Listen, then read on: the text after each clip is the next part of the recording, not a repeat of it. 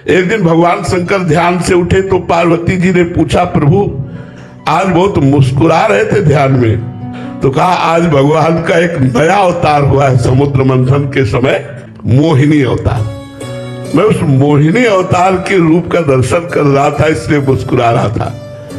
पार्वती जी ने कहा चलो हमको दर्शन कराओ। बोले इसके लिए तो भगवान के धाम चलना पड़ेगा, भगवान श्री हरि के धाम। पार्वती जी ने कहा चलो।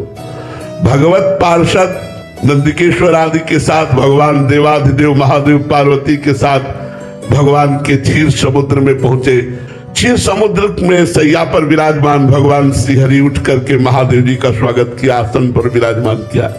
महादेव जी ने कहा, प्रभु हमने सुना है आपने मोहिनी अवतार धारण किया है, पार्वती और नंदीगण सब देखना चाहते हैं आपके उस अवतार को। भगवान ने कहा उस अवतार को देखने की बात मत करो, वो तो हमने असुरों को मोहित करके अमृत लेने के लिए धारण किया था, वो योगियों के लिए नहीं है। भगवान शिव ने हट किया। इतने में भगवान श्री हरि अंतर ध्यान, अब नेत्र चकाचौंध है कि किधर भगवान, उधर देखा कि एक 16 वर्ष की ऐसा स्वरूप भगवान का मोहिनी रूप, ये बंदे बोधमय नित्य गुरु शंकर रूपिण भागवत में लिखा, पढ़ के देख लिया। भगवान शिव खड़े हो गए और भगवान हरिले जी मुस्कुरा कर कटाक्ष मारा तो दौड़ पड़े।